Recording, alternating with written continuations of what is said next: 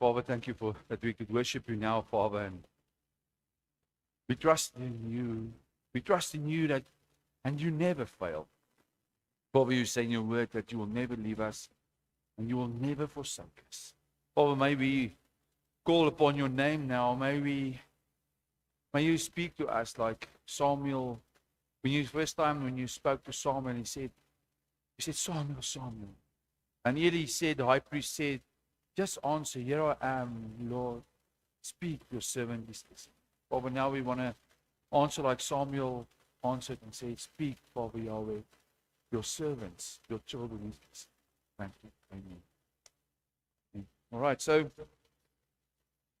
we're busy with the 12 tribes of Israel.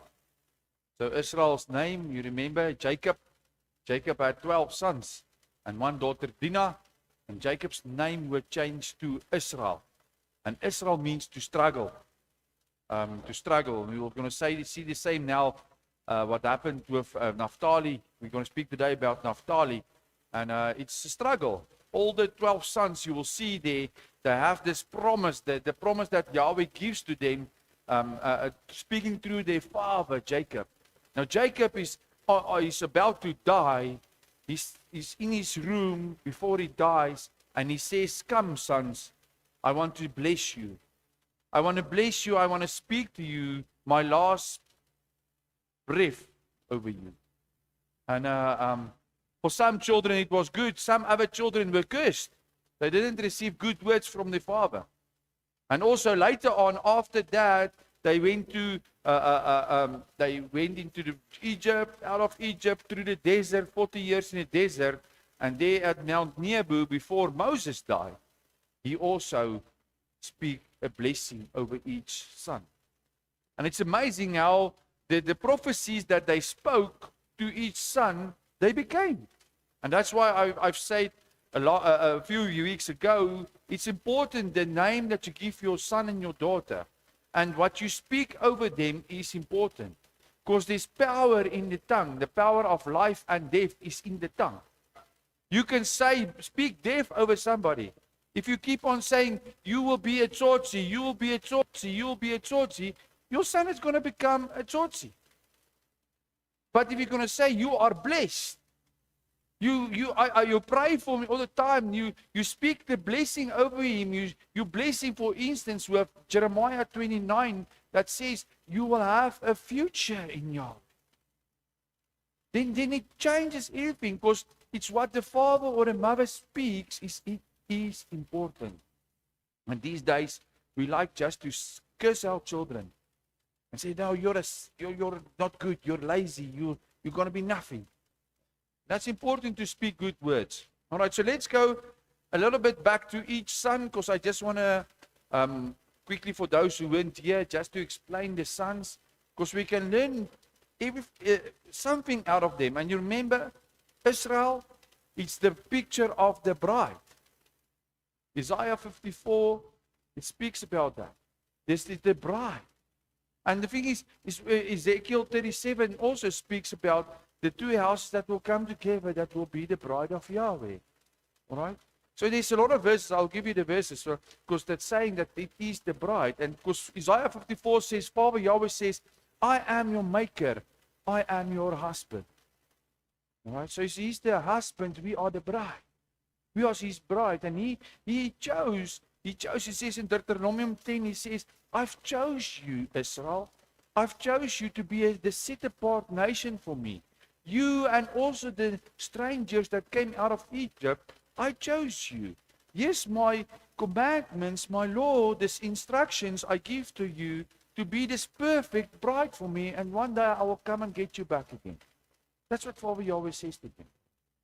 So we can learn about each son, because if you go read in Revelation, Revelation speaks about the kingdom of Yahweh, and then there's 12 gates, and you'll see each son's name written in the kingdom of Yahweh. They will go through the gates that will look like pearls. But Dan and Ephraim's name is not there anymore. We remember last week we spoke about Dan. Okay, so it's important to learn something about the bride. Learning from the sons. Okay, so we started with Reuben. You remember Reuben? He was the first son of Jacob. He was from mother Leah. You must remember there was mother Leah and mother Rachel. And then there was 2 extra wives. All right? So he came from Leah. Leah, she wanted to get a child because she thought if she gets a child, then Jacob will start to love him. All right? But it didn't happen. Jacob always had a special eye for Rachel. Okay. So she received Reuben. Reuben had this rejection in his life because of his mother who felt rejected. And then what happened? He slept with his stepmom, Bilhah. All right? One of the other wives of Jacob. He slept with her, and eventually, when Jacob in Genesis 49 gives the blessings, he says, Reuben, I know you slept with my wife. And you'll be cursed, you'll be like water all the time. And we can see on the map that Reuben, you'll see here the map, Reuben didn't even went. Here is Canaan. He didn't even went into Canaan. He settled outside the promised land. Reuben. All right. So that's how Reuben, the story of Reuben. Then the next son were Simeon and Levi, the next 2 sons. Remember the story, Simeon and Levi, what did they do? They killed the men that raped their sister Dinah. All right. And also, Jacob gives them also a curse on his deathbed. He said, Simeon, you won't inherit land. And if you go see, Simeon didn't get land. He was in the place of Judah. He stayed in Judah's land. And Levi became the priests. Levi, you remember Levi, they became the priests because they chose not to honor the golden calf. And Levi, eventually they received place in all the land because they were the priests. And Yahweh said, you must give food and money to the priests all the time. Then the 4th son was Judah. Remember Judah? Judah, he was the one of the sons that was the leader. He was a leader. Judah, he was a leader, but Judah also had a sin. You remember the story of Tamar? He slept with Tamar. He's one of his son's wives, and Yahweh corrected the bloodline in that. So we also had the problem. But Judah, remember Judah? Out of Tamar came Perez. Perez, you can go read in Matthew 1, the genealogy from Adam to Jesus. You'll see there is a name named Perez. Jesus comes out of Perez. Out of that. All right. Out of Judah, because he's the line of Judah. All right. And then we spoke about Dan. Remember Dan last week? Dan, they were, you can see there's Dan on the left-hand side, next to Ephraim, the purple one. Dan, Jerusalem is that small blue area there. Jerusalem, Dan were close to Jerusalem. Samson comes out of Dan. They had to fight the Philistines. And eventually Dan said, no, we're not going to stay there anymore. We're sick and tired of fighting all the time. We're going to go up.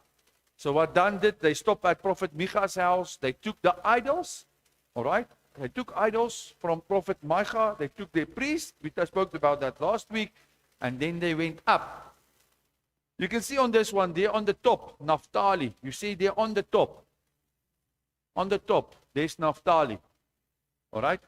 They settled in the land of Naphtali. Now, Dan were also the son from Bilhah. Bilhah, you remember the wife that Reuben slept with? Bilhah and Dan. Naphtali and Dan were the brothers. They were brothers. That's why Dan went to Naphtali. The same mother, but different fathers. You understand that? Okay. So today I want to speak about Naphtali. Naphtali. Naphtali is there on the top, but you can see there's a small place. I don't know if still do you have maps? There's a small blue piece there. That is named the Sea of Galilee. The Sea of Galilee. Who were there close to the Sea of Galilee? The disciples.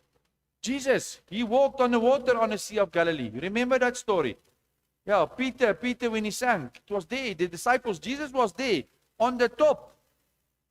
All right? Naphtali, there at Naphtali. There, you can see on the map, there's a small place, Dan. That's named Dan. It's almost on the top. Dan. All right? Dan settled there. All right. So let's read a little bit about Naphtali. Okay. There's a verse that speaks about the place where Naphtali lived. And you can open up Psalm 133. I like Psalm 133 because it's a beautiful psalm. Psalm 133. You can open there if you want to.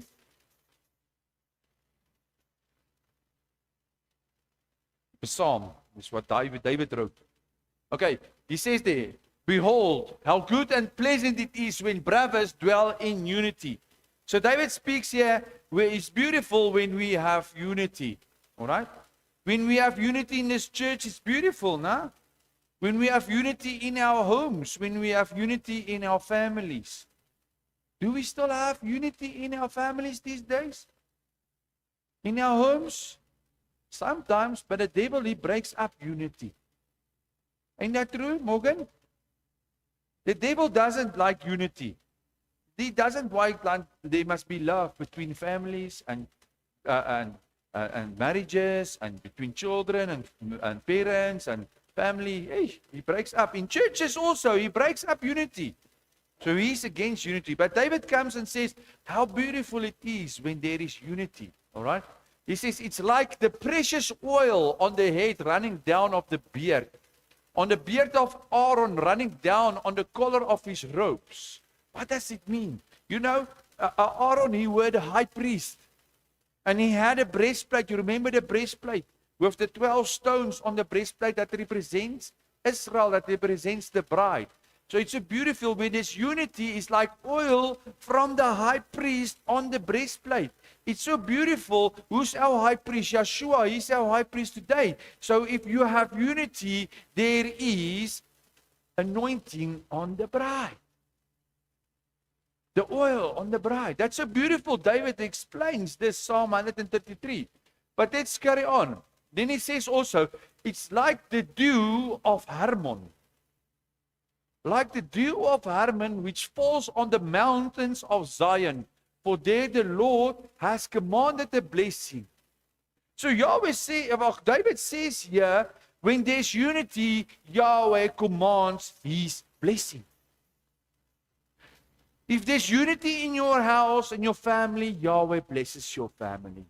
If there's unity in this church, Yahweh blesses the church. But the devil comes and he breaks unity because you know when there's no unity, there's no blessing. You understand that? But he speaks there of from Mount Hermon. Now Mount Hermon is the highest place. It's there at Dan. Tel Dan is the place. That's there where Dan settled. In the brother Naphtali's land. So when I've been to Israel, I've been there at that Mount Hermon. I have a small video you can see of the water that flows from that mountain, because it snows on that mountain, and then the water, it melts, and it makes this water, and that water goes from Mount Hermon all the way down to the Sea of Galilee, all the way down through Jerusalem, right, the Jordan, and then it ends in the Dead Sea. All the water from Mount Hermon just flows. So check this video about the water. It's not that clear, but you can just see how much water flows from that Hermon.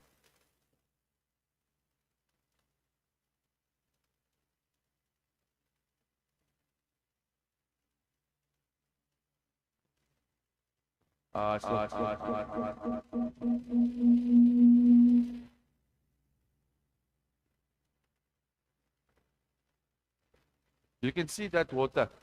Oh, it's not going good now. But it's a lot of water. Can you see that water? It's like a river of water that comes from that mountain. You see the stones. There's stones, nah? A lot of stones. So the water flows from that mountain like it's a big waterfall. Then it flows there. This is Mount Hermon's water. You can see that. Can you see that big water there? See that big water with the stones? It's a big water. Then it goes into this big, you see there? It's big water that flows there this is from Mount Hermon. Yahweh blessed me so I could see the water there flowing. But can you see the stones between the water? And what happens? Yahweh showed me when I was there. Water flows all the time. But there's a stone. What happens when there's a stone in the water? The water splits. Alright? The water splits. And then at the back of that stone, it comes back together again. And that's the same thing that the devil does. All the time. The water is so beautiful. The water flows. But he comes and places rocks in your water. He always comes and places a rock so the water will depart. It's your decision if you want to join again. If you want to join again with the other water. Or do you want to make your own stream? And that's the thing. That's what Dan did. Dan went and they were part of that water. Yahweh, the devil came and he placed a stone there. They chose, no, we're going to do another stream. We're going to go upwards and we're going to settle at another land. That's the thing. So David explains this water. It's so beautiful as the water flows down from Mount Hermon. All right, so that is the place where Naphtali lived. Right. But also, you know, when there's something beautiful, it was also a very bad place. There at Mount Hermon, where Dan stayed at, there was one guy named Nimrod. Have you ever heard about Nimrod? He was a big Babylonian guy geweest. He was a bad king.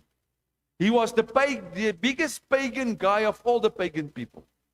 Was Nimrod. He stayed there. Nimrod stayed there. You remember that idols that Dan took at Micha's house and the priest? This area became the biggest pagan land of all. This whole area here. And that's why Yeshua said, I didn't come for the Jews that were staying here, but I came for the house of Israel that stayed here. Because Yahweh says, He says that in Ezekiel, Ezekiel 36, He says that I will sift you among the nations. So Yahweh sifted Israel among the heathens. And they became pagan. That's why what happened, Jesus died, He resurrected, and the disciples went to all these people. You remember Sea of Galilee? They went here to say to people, listen, Jesus died so your sins can be forgiven so you can come back again. You understand that? But this whole area, just one tribe done with idols caused this whole area to be a pagan land. But the thing is, Naphtali, you see, it was Naphtali's place. Dan was staying in their land. The question is, did Naphtali say, okay, but Dan, you're a bad guy, we're going to choose also to be bad? Or did Naphtali choose the light? Did Naphtali choose to do the right way? We can read. We can read there in Genesis. You can open Genesis 49, verse 21. Let's read about the prophecy that Jacob gives to Naphtali.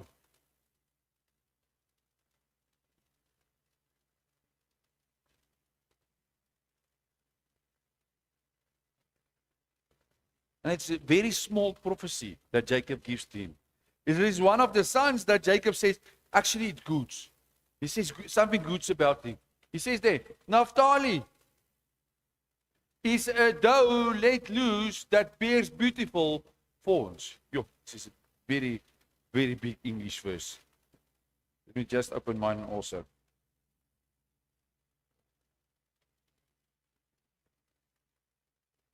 Genesis 49. Because there's different translations. Let me just get the easier translation. Genesis 49, verse 21. It says, Naphtali is a doe. This one. Oh, okay. The other translation says it's like a hind. A doe is a buck. A botsbok. A buck. You know a buck like this outside this... the springbuck and the blazebuck, you know that, okay? He's like a doe. That's a doe, all right? With beautiful fawns, all right? So let's let's understand here why there's a verse David also speaks about this though. About this. Naphtali, you will be like a buck. Okay. What does your translation say, Isaiah? What is that? He says, what does it read? It's a buck. What does he say in Malawian? Did you open it? Huh? Like, what does the other translation say? Jackson? What? Bawala. What's a bawala?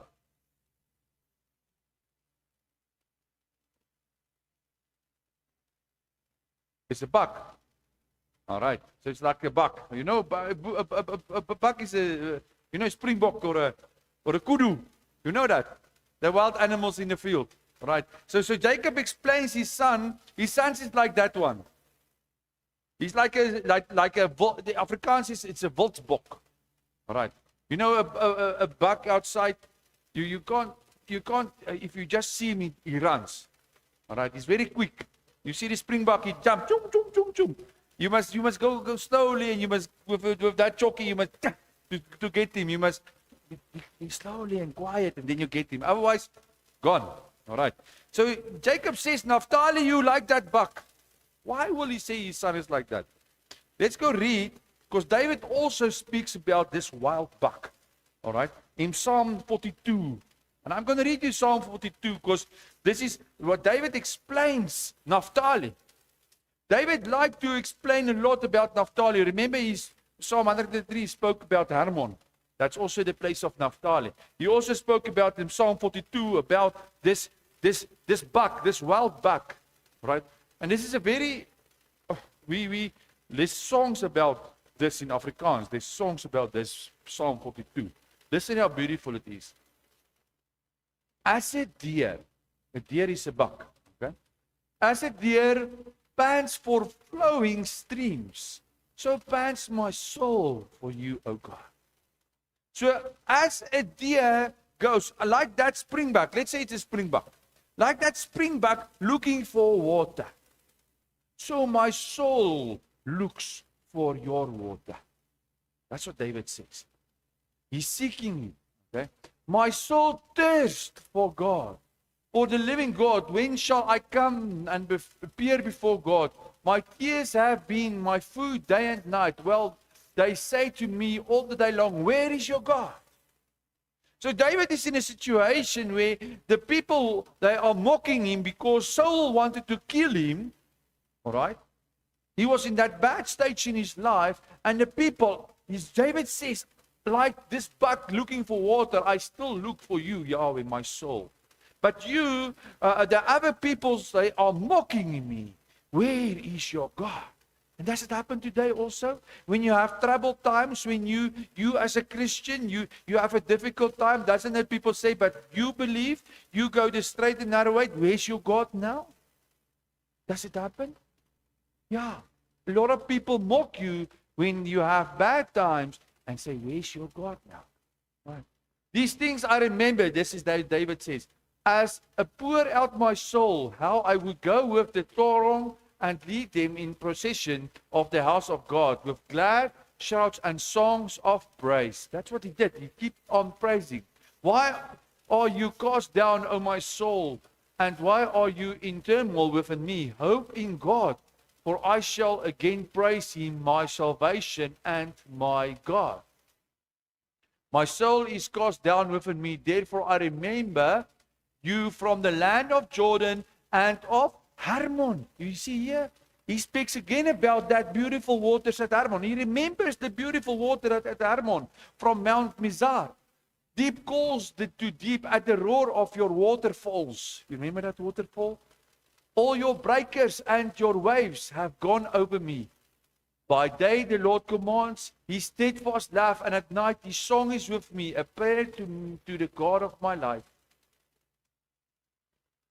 Why are you cast down, O my soul, and why are you in turmoil with me? Hope in God, for I shall again praise him, my salvation and my God. Can you see why David was a man like God's heart, close to God's heart? Even if David was in his bad stage, a king wanted to kill him, he had to leave everything and flee for his life. And he sits maybe there one night and he's having this fear because everything is against him. And sometimes we also get this in our lives also. When all the stuff, all the enemy, anything is against you.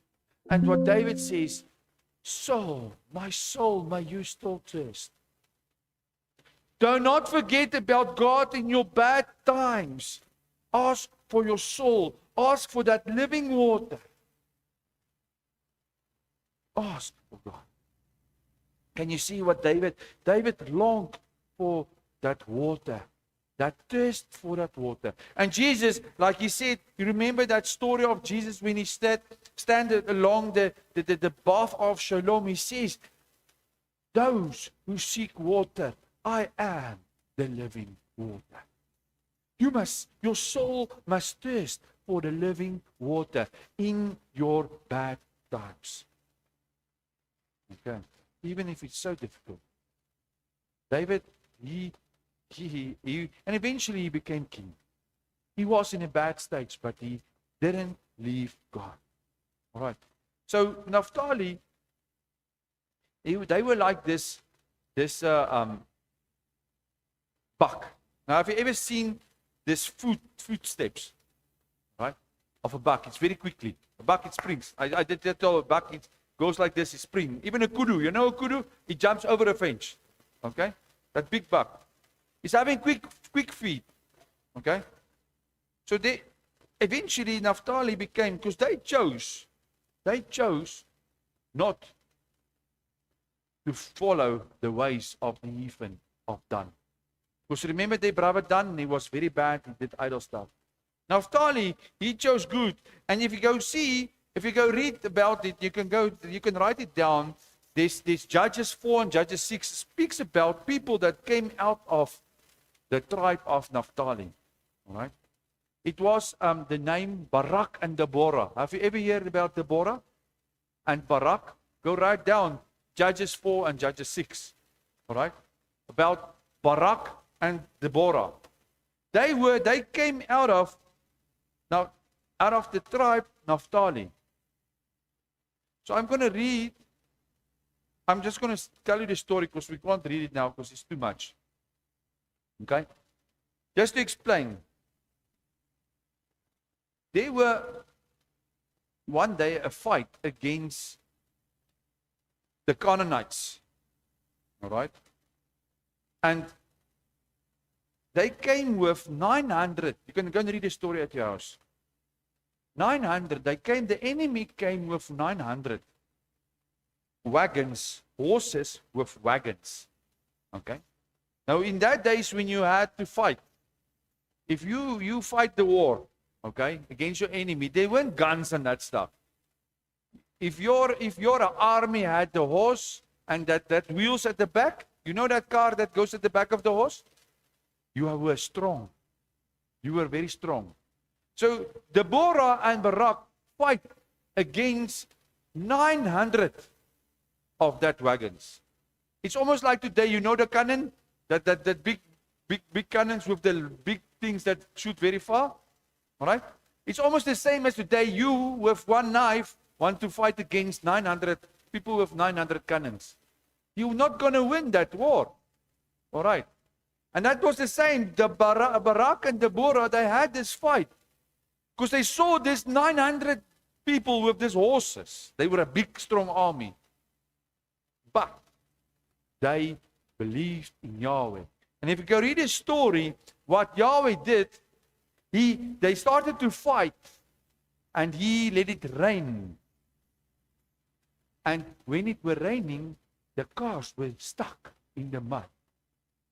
The car wheels, you know, it's the horse with at the back is a cart with two wheels. All right, the rider goes on the cart. I don't know if you ever seen that. It was like a cart at the back of a horse, but the cart became stuck in the mud. So the people fled and they killed them. Yahweh let it rain that day. So that's stories of what Naphtali did. They were part of it. They were good fighters. They had this they were like a buck. They had this quick feet. Also, in Acts 6, you can go read about, Gideon that put out the fleece. They helped Gideon. Also Judah. They helped, 1 Chronicle 12 speaks about that. They helped Judah. Everywhere they helped. Naphtali were these good friends. If you like a friend today and they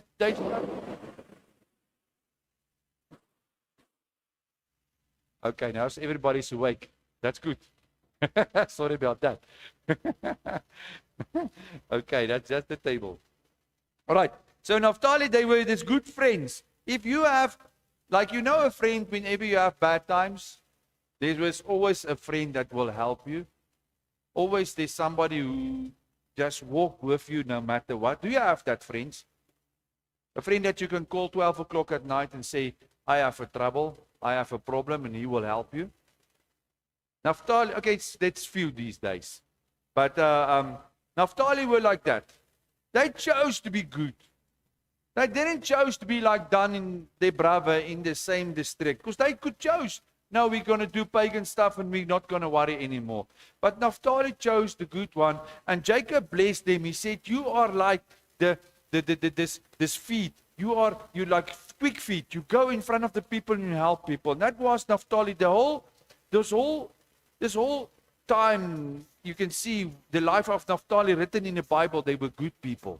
All right. But also you can see in Moses' blessing in Deuteronomy 33, he says also that they were blessed. They were blessed. All right. So they were a very blessed tribe. Okay. But there's one thing. Because remember, the devil, when he sees that somebody is good, he always wants to make corrupt it. And that's happened, yes. Jesus speaks about that in Matthew 4, verse 12, because they had a problem. Let's read about, because Jesus speaks about Naphtali in Matthew 4, verse 12. Because he was there. Now, when he heard that John had been arrested, he withdrew into Galilee. You know Galilee? Is this place here, Galilee. All right?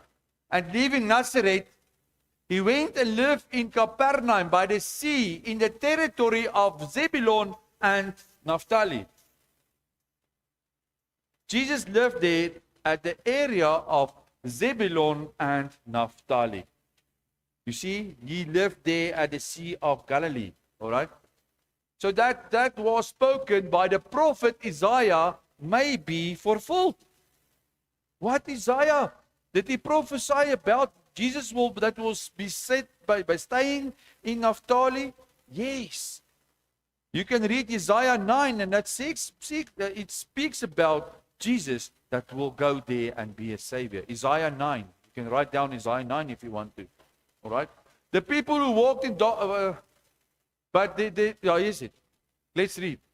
But there will be no groom. You must remember, Isaiah was years and years before Jesus came. He was a prophet. There's also Isaiah 53. Go write down Isaiah 53. Also speaks about Jesus coming. So amazing how a prophet, years and years before, can speak about Jesus that came. That's why our Bible, Yahweh's word is true. Because the prophet speaks about that.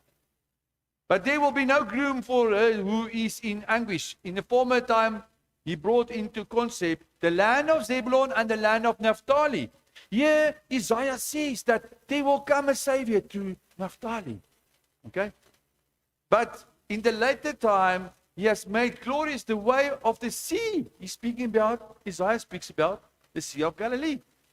And the land beyond Jordan, Galilee of the nations. The people who walked in darkness have seen a great light. What happened? Did the people walk in darkness here? Yeah, because of Dan. Okay? So they walked in darkness, but they saw the light. Who's the light? Yeshua. He's the light. Okay? They should dwell in darkness, and them has light shore. Okay? Verse 3. You have multiplied the nations, you have increased its joy. You rejoice before you as with joy and harvest. Verse 4. For the yoke of his burden and the staff of his shoulder, the rod of his oppressor, you have broken on the day of Midian. Listen to verse 6. For us, a child is born, To us, a son is given, and the government shall be upon his shoulder. Did it happen to Jesus? Yes, the government, the Romans wanted to kill him. All right? And his name shall be called Wonderful Counselor, Mighty God, Everlasting Father, Prince of Peace. Is that the names of Jesus? Yes. Of the increase of his government and the peace there will be no end. On the throne of David and over his kingdom, to establish it and uphold it with justice and with righteousness from the time forth and forevermore. The zeal of the Lord of hosts will do this. Can you see how amazing our Bible is? Yahweh says through a prophet Isaiah, 500 years before Jesus were born, he speaks that there will come to Naphtali at the sea, there will come a Savior, a Prince of Peace. A child will be born. Ain't that amazing? Huh? Already Yahweh knew that this area of Naphtali with Dan will be corrupted. And there will be a Savior sent. That's why Jesus says, I didn't come for the sheep, the Jews, but the lost sheep of Israel. And they stayed here. Israel, the Jews became here, and the Israel became here. And they were sifted. They didn't come back. That's why Jesus came. Can you see the picture? All right. But there's one thing that Naphtali did. And Paul says that in Romans 3 verse 15. And that's the thing that Naphtali's problem were. Their feet are swift to shed blood. You must remember Naphtali were this fighters. They had this quick feet. You know a boxer. It goes like this. The feet. Have you seen boxer? It goes like left, right. You see, the feet is very quick. Right, karate. You know karate. You ninja. You know how quick is the feet. All right, the feet must be quick. Otherwise, whoop, you get that hit. All right. Naphtali, they had this quick feet. They were good fighters. But the problem was they were too quick. They were too quick. And that's also sometimes we are too quick.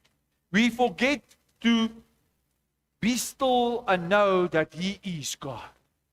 Sometimes we mustn't be too quick. Sometimes the sheep mustn't go in front of the shepherd. Sometimes always the shepherd goes in front of the sheep. You know when you have you are a farmer there in Malawi or Zimbabwe, wherever you want. You have this guy that goes with the sheep. He's watching the sheep. David did the same. Have you ever heard them do that? Then all the sheep, he knows his voice. They come. Even if all the sheep, Jabu sheep, Isaiah sheep, and Morgan sheep, they together, all right, and they drink water together. If Isaiah makes, the sheep knows his voice. They come. We must go now. Okay? And the sheep follow the shepherd. Okay? They follow the shepherd. The sheep doesn't go in front and say, come shepherd. No. The sheep follows the shepherd, and the sheep knows the shepherd's voice. And that's the same today. Is Yeshua, Jesus, is our shepherd. And we are the lost sheep. And we must know His voice when He calls us. We mustn't go in front of Him. He must lead us. Sometimes we are so quickly, we want to run in front of God. Make the plan. Quick feet. Make plan.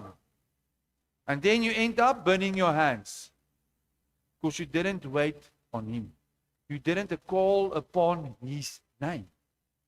Close to Him, the word says, close to me and I will close to you.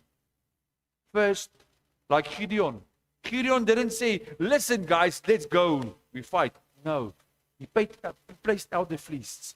He asked Yahweh for signs to go. All right. And Naphtali had that problem. They were too quick. They were too quick. All right. All right. So that is also a big warning that we can be learned out of this. this thing that Naphtali had. All right. So, but they were blessed. The Naphtali were blessed. They helped all the brothers in the promised land, and they received their own land in the promised land. That's why Jacob gave them this beautiful blessing. You are like a buck with quick feet. All right. Okay. So Naphtali, the end of the story is, you have a choice. Even though your brother, even though there where your land is, wherever you are in South Africa here, you have a choice. Maybe your land is also full of pagan people, drunkards, people, lawless people, doing whatever they want to. You have a choice. Naphtali chose to do the right thing. They didn't choose to follow their brother Dan. You understand that? And they were blessed. Yahweh blessed them. Okay. So that's what we can learn about the tribe of Naphtali. Amen. Let's close our eyes. Father Yahweh, thank you for today. We just want to praise your name and honor your name. Father, forgive us for the times that we may be joined. When we yoke together with maybe unbelievers or mockers or drunkards or scoffers. Father, please forgive us for the times that we were also part of them. But thank you, Father, that you, by your grace and by your Son, Yeshua, that died for us, that we could give our hearts to him, our Lord and our Savior, and invited him into our hearts. And Father, that you changed our lives. Today we want to thank you that we have a choice to be either to be set apart or not. You say in 1 Peter that we must be holy because you are holy. And we know that holy means to be kadosh, and kadosh means to be set apart. Set apart for you, Father Yahweh. Well, of course, we are in this world, but not from this world, according to the Bible. Or protect us in the way of that we don't join or we don't yoke together with the unbelievers. Thank you that you are our shepherd, Yeshua. You are our beautiful shepherd. You are the gate. And we are your sheep. And please help us so we can learn your voice. When you call us that we can go, and we will leave everything and we will go. But we will follow you because we are followers of Yeshua. Yeshua, you don't follow us, but we follow you because we love you. And you are the way, the truth, and the life to our Father Yahweh. Thank you, Father, for your spirit that is in our hearts now, that shows us your word and your ways, that we can honor you in spirit and in truth. Father, we thank you, Father, for your Son, Yeshua, that went for the lost sheep of Israel and to die for us, and we as the Gentiles, and to bring us back. Bring us back to the plan that you have for us from the beginning. That's the love, your blessings, what you have for us. Father, we just want to honor your name for that. Father, I pray that you will be with us this next week. I pray that you will guide us, Father. Thank you that you give us this blessing. You say in number 6 that yes, a blessing for you. And Father, we receive this blessing now because we are part of that. You say Moses and Aaron speak it out to Israel. And Galatians 3 verse 29 says, through me, Yeshua, you are part of the promises given to Abraham, Isaac, and Jacob. Thank you for that, Yeshua, that you made us part again. Brothers and sisters, receive this blessing that Father Yahweh wants to give you now. Yavrechecha Adonai vishmarecha, Ya'er Adonai panavlecha vichneka.